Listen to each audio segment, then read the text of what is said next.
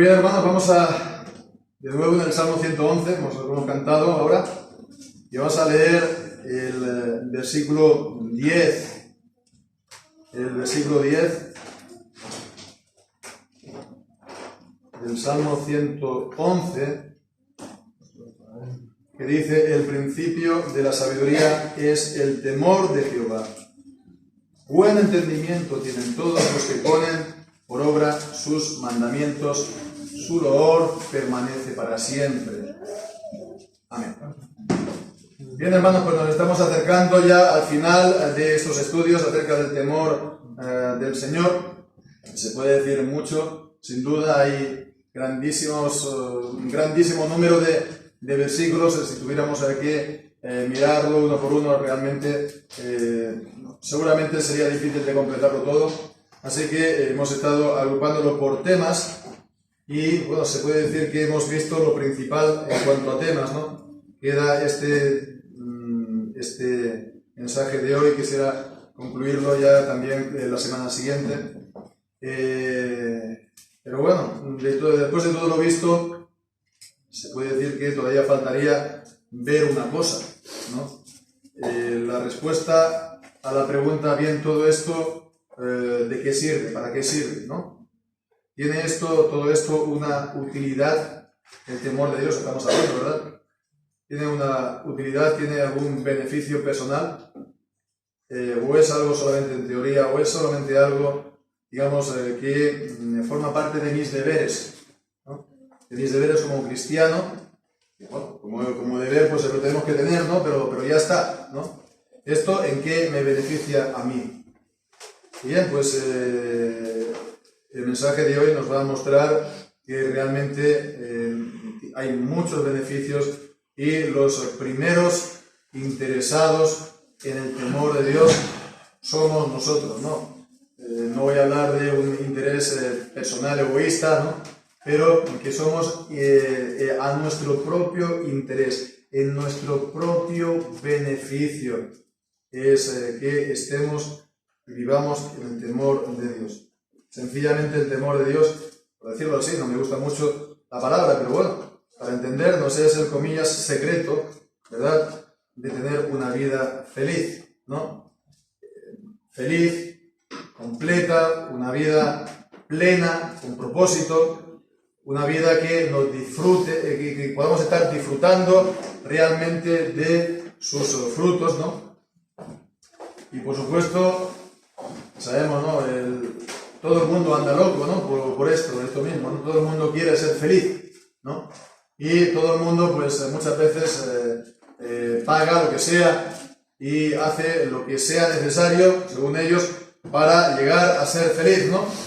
Pero vemos que la felicidad en sí misma está vacía y en la Biblia esta felicidad es el fruto de conocer a Dios, y por consiguiente, como hemos estado viendo durante toda esta semana sí conocemos a Dios, el fruto de una manera especial de temerlo, el fruto de temor de Dios. Y esto mediando algo entre el temor de Dios y estos frutos, que es la sabiduría. La sabiduría que es un concepto muy importante en la Biblia. Y este es el versículo del Salmo 110 que está concluyendo este salmo. En realidad forma parte de un pequeño número de textos de la Escritura que vienen a decir pues todos lo mismo. En Proverbios, en el capítulo 1, en el versículo 7, podemos leer, vamos a leer estos 4 versículos, porque es bueno que lo tengamos presente, ¿verdad? En el capítulo 1, versículo 7, el principio de la sabiduría es el temor de Jehová. Los insensatos desprecian la sabiduría y la instrucción, ¿no? En nota, sabiduría o conocimiento. En el capítulo 9 también de Proverbios, en el versículo 10, el temor de Jehová es el principio de la sabiduría. En Proverbios 9:10, el conocimiento del santo es la inteligencia. Y antes, en Job, en el capítulo 28, el versículo que concluye este importante capítulo, Job, capítulo 28 y versículo también 28. Y dijo al hombre: he aquí que el temor del Señor es la sabiduría, y apartarse del mal la inteligencia. ¿No? Estos son los textos, familia de textos, que nos dicen que el principio de la sabiduría es el temor del Señor. Y volviendo entonces aquí al Salmo 111, aunque no lo reflejen aquí en las traducciones, ¿no? Normalmente, pero esto es, sabemos, un salmo acróstico. Un salmo acróstico es aquel que cada frase del salmo comienza con una letra del alfabeto, ¿no? En orden, A, B, C, D, E, ¿no? Esto es para, digamos, un método para recordar, ¿no? Y para que se pueda uno memorizar, pues, lo que se dice. Entonces, bueno, es un salmo de alabanza, así comienza, ¿no? Lo hemos cantado, es un salmo de alabanza al Señor. Podemos decir entonces que este salmo es de la A hasta la Z de la alabanza, y no nos vamos a equivocar si decimos esto, ¿no? Y bien, pues entonces llegamos aquí al versículo 10, y cuando dice el principio de la sabiduría es el temor del Señor, es la letra en hebreo, comienza por la letra R, ¿no? La letra R, y es la letra con la que comienza principio, en hebreo, en el original, principio. Y bueno, pues entonces esta palabra, por supuesto, principio nos llama mucho la atención, ¿no? En la Biblia. De hecho, así comienza la Biblia, ¿no? En el principio creó Dios los cielos y la tierra. En el principio creó Dios los cielos y la tierra. El principio de la sabiduría es el temor de Jehová, del Señor. Y por supuesto, esta afirmación, el principio de la sabiduría es el temor de Jehová, hay que entenderla bien. ¿Qué es lo que nos está diciendo? ¿Qué significa aquí la palabra principio? Significa que, bueno, es allá por donde se comienza, ¿no? Pero bueno, una vez ya alcanza la sabiduría, entonces ya se ha acabado el temor, ¿no? Entonces, a ver, que es solamente como para comenzar, para alcanzar la sabiduría, ¿no? Para, por así decirlo, principiantes, ¿no? Para principiantes, pero bueno, cuando ya llegamos a ser perfectos o maduros, entonces ya no hace falta, ya no andamos en el temor, ¿no? De esta manera. Por supuesto que esto no es así, por supuesto que este no es el sentido del principio aquí. La palabra, una vez más en el original de principio, proviene de la familia de la palabra cabeza, ¿no? Es decir, que es lo que está a la cabeza. Es el principio en el sentido de principal. Es lo principal, es la base, lo que lo origina, lo que lo da lugar a la sabiduría, y es el fundamento de esta cosa, es el fundamento, por lo tanto, de la sabiduría. Entonces, como veíamos, ¿no? El temor de Dios está siempre presente a lo largo de la salvación, siempre presente. Se tiene que, porque claro, siempre hemos de tener y vivir como sabios, tener sabiduría y vivir sabiamente, ¿verdad? Entonces siempre tenemos que andar en el temor de Dios, perfeccionando la santidad en el temor de Dios, como veíamos también la semana anterior. Eso en cuanto a la primera pregunta, pero ahora tal vez una pregunta que nos habremos preguntado a veces leyendo la Escritura, ¿no? ¿Qué acerca de la palabra sabiduría, ¿no? ¿Qué significa realmente la palabra sabiduría?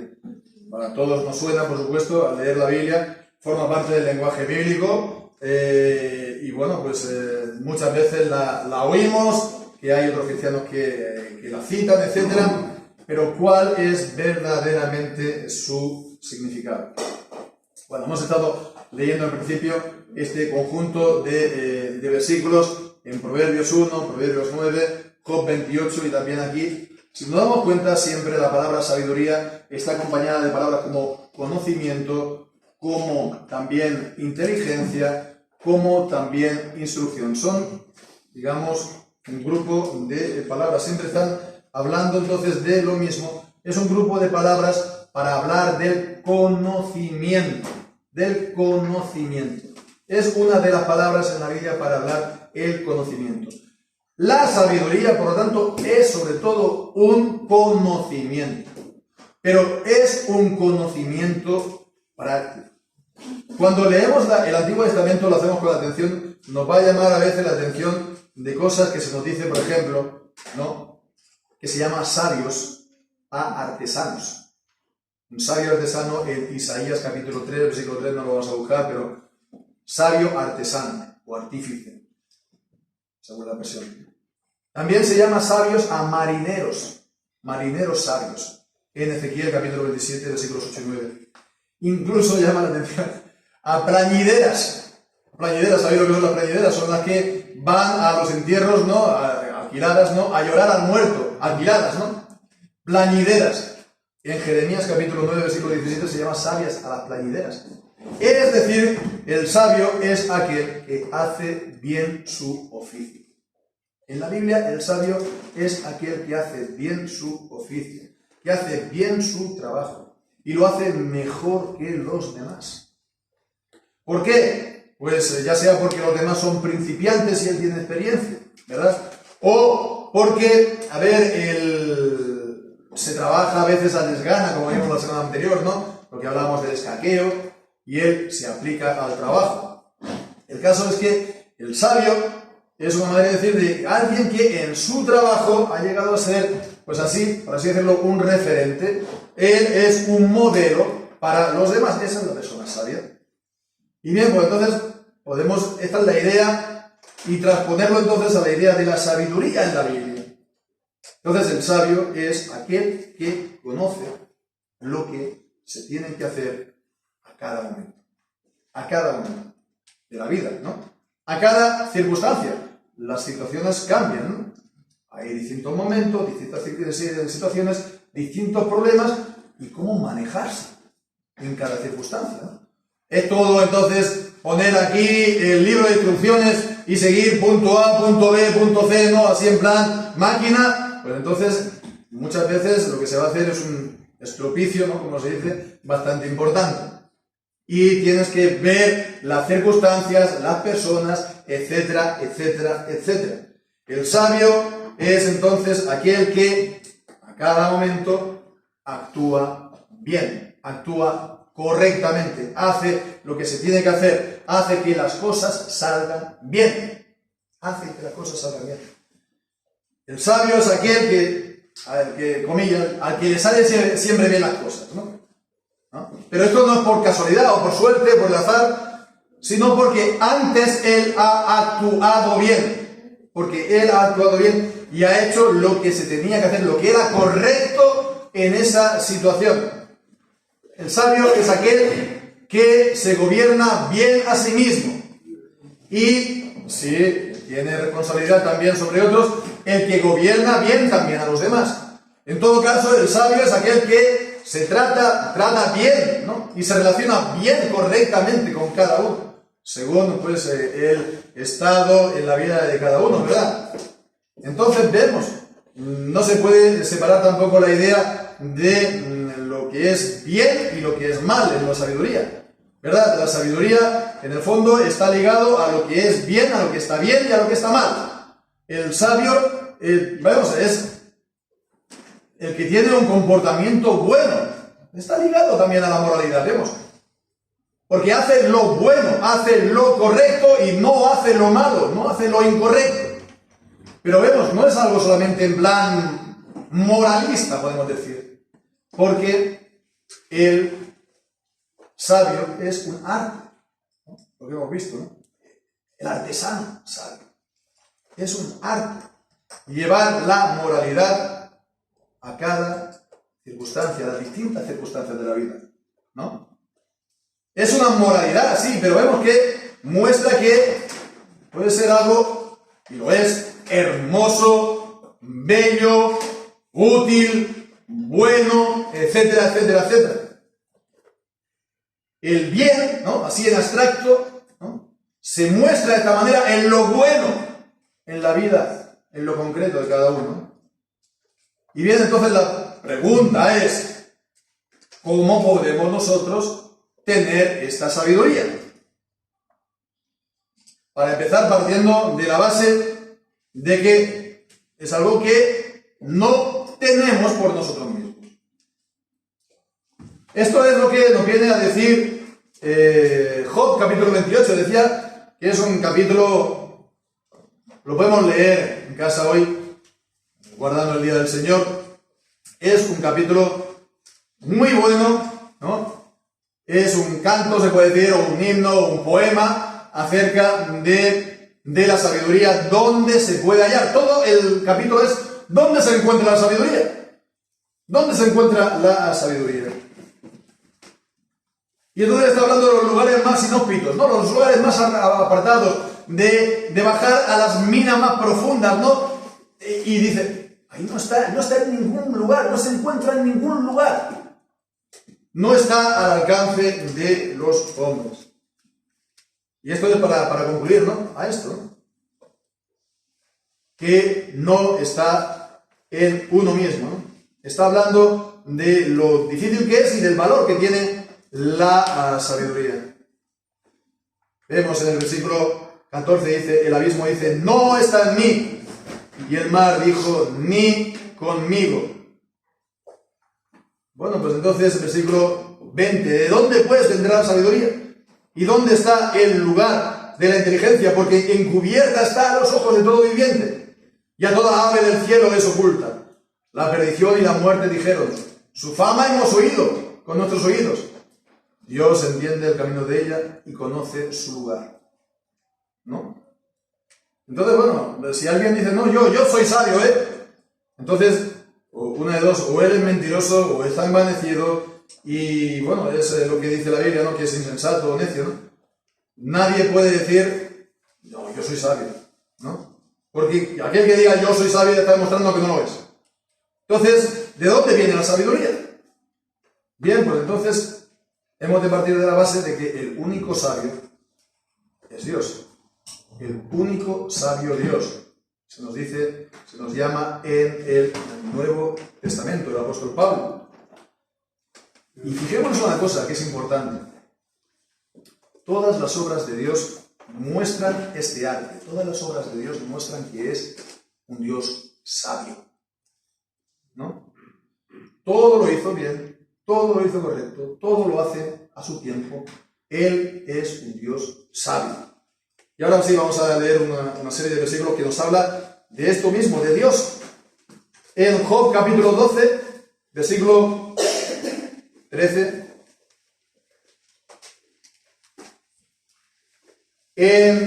Dice, con Dios está la sabiduría y la fortaleza. Suyo es el consejo y la sabiduría. El versículo 16. Con Él está la fortaleza y la sólida sabiduría. Suyos son el que yerra y el que hace errar. Job 21, versículo 22 también. 21, 22 dice, enseñará a alguien a Dios sabiduría juzgando Él a los que están elevados. O también Job capítulo 36, versículo 5. He aquí que Dios es poderoso, pero no desprecia a nadie. Es poderoso en la fuerza de su sabiduría. Capítulo 37 de Job, versículo... No creo que es...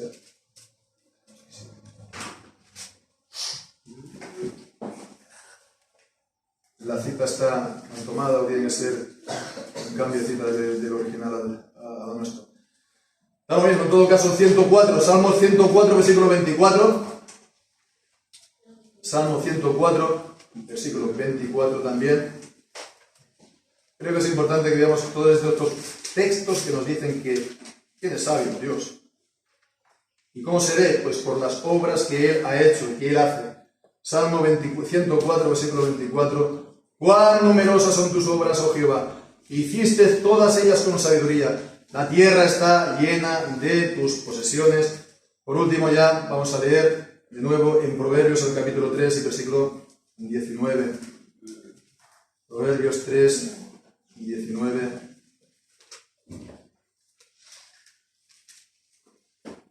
Jehová con sabiduría fundó la tierra, afirmó los cielos con inteligencia. Entonces vemos a que Él es el sabio, el único sabio, se muestra en las obras suyas, en particular en las obras de la creación y en las obras también de la providencia, del gobierno del mundo. Él todo lo hace bien, correcto, a su hora, bello, hermoso. Él es el Dios sabio. Y Él da la sabiduría. Proverbios capítulo 2 y versículos 6 y 7. Proverbios 2, 6 y 7. Porque Jehová da la sabiduría y de su boca vienen el conocimiento y la inteligencia. Él atesora sólida sabiduría para los rectos. Es escudo a los que caminan en integridad. Es Dios el sabio y es Dios quien da la sabiduría. ¿Y cómo recibimos nosotros esa sabiduría que no está en nosotros, que no es natural en nosotros y que es de Dios y que procede de Él? Pues es aquí entonces el temor de Dios. Es el temor de Dios donde, cómo nosotros recibimos esa sabiduría. Es la manera como nuestra mente pues está, digamos, en sintonía con Dios, ¿no? En la radio hay una emisora que pone una música muy buena, pero si tú no conectas con la emisora, te la pierdes. Es lo mismo, la sabiduría está en Dios, pero tenemos que tener un estado de mente en sintonía con Él para conectar con Dios, ¿verdad? Y de esta manera es esto el temor de Dios, es que nuestro corazón, nuestra alma pueda entonces estar en comunión con Dios y pueda recibir su sabiduría. Porque estando de esta manera en el temor de Dios, entonces, digamos, hacemos las cosas no de cualquier manera, sino que nos retenemos. Nos retenemos en muchas cosas para... A ver, la primera reacción nuestra es la que es, pero nos retenemos, ¿no?, para hacer como Dios dice, ¿no? El temor de Dios. Si nos soltamos, si nos dejamos llevar por lo que somos, entonces mostramos lo que somos, las cosas van a salir mal. Todo acaba, si es un desastre. Pero el temor de Dios entonces es este estado, digamos, de nuestro corazón, de nuestra mente, de nuestra alma, para que podamos tener esta comunión con Dios, estar en sintonía con Dios, si se puede decir así, ser sabios y recibir la sabiduría de Dios. Y entonces, pues, lo que decíamos al principio, ¿no? Los beneficios de la sabiduría. Los beneficios de la sabiduría. ¿De qué sirve esto? ¿Cuál es su utilidad? Pues es inmensa esta sabiduría. Vamos a ver también ahora un grupo de textos. En Proverbios capítulo 3, desde el 13 al 18. Está hablando aquí de estos beneficios. Fijémonos. Bienaventurado el hombre que halla la sabiduría y el hombre que obtiene la inteligencia, porque su ganancia es mejor que la ganancia de la plata y sus beneficios más que el oro fino, más valiosas que las piedras preciosas. Y todo lo que puedes desear no se puede comparar con ella. Largura de días hay en su mano derecha y en su izquierda riquezas y honra. Sus caminos son de caminos deleitosos y en todas sus veredas paz. Ella es árbol de vida a los que de ella echan mano, y bienaventurados son los que la retienen. Fijémonos aquí el versículo 16 dice, largura de días, riqueza y honra. Esto está resumido en Proverbios capítulo 22, versículo 4. Exactamente lo mismo. Dice, la recompensa de la humildad y del temor de Jehová son riquezas y honra y vida. Lo mismo. Riquezas, honra y vida. En Proverbios aparece pues la palabra sabiduría 56 veces, como decía, no podemos mirar cada texto, por supuesto, pero podemos ver el Salmo 112, que es un resumen de la honra que viene de la sabiduría. La honra en esta vida. Leemos el Salmo 112, es cortito el Salmo. Dice, bienaventurado el hombre que teme a Jehová y en sus mandamientos se deleita en gran manera. Su descendencia será poderosa en la tierra La generación de los rectos será bendita. Bienes y riquezas hay en su casa y su justicia permanece para siempre. Resplandeció en las tinieblas, luz a los rectos, es clemente, misericordioso y justo. El hombre bueno tiene misericordia y presta, gobierna sus cosas con juicio, por lo cual no resbalará jamás. En memoria eterna será el justo. No tendrá temor de malas noticias, su corazón está firme, confiado en Jehová. Asegurado está su corazón, no temerá hasta que vean sus enemigos la venganza. Repartió, dio a los pobres, su justicia permanece para siempre, su cuerno será alzado en gloria. Lo verá el impío y se irritará, crujirá los dientes y se consumirá. El deseo de los impíos perecerá. La honra. Y vemos en el Salmo 128 también comienza con la misma palabra, bienaventurado el hombre que teme a Jehová.